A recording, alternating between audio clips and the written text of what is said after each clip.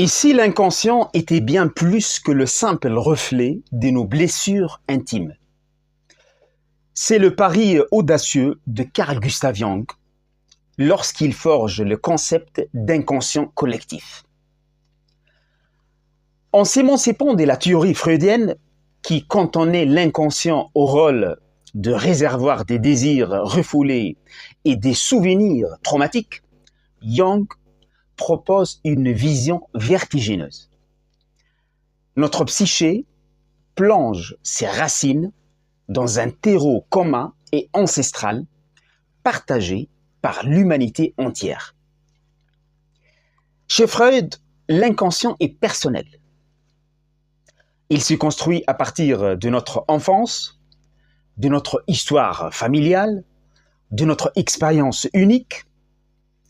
Jung, lui, ne rejette pas cette idée, mais il l'élargit. Selon lui, ce qui est personnel n'est que la surface de notre inconscient.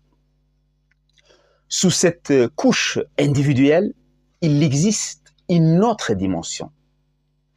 Une dimension bien plus profonde, que nous partageons tous. Voilà ce qu'il appelle l'inconscient collectif.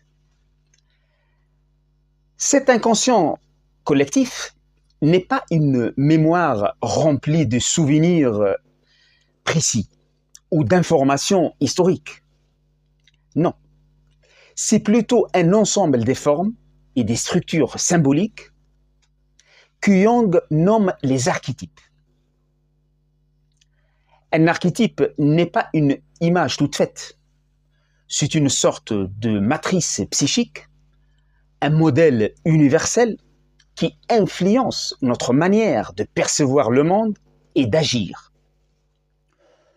Ces archétypes donnent naissance à des images, des mythes, des rêves, des récits qui traversent les époques et les cultures. Prenons l'exemple du héros. Que l'on lise l'épopée de Gilgamesh, les récits de chevaliers médiévaux, ou que l'on regarde les films de super-héros d'aujourd'hui, on retrouve toujours les mêmes structures.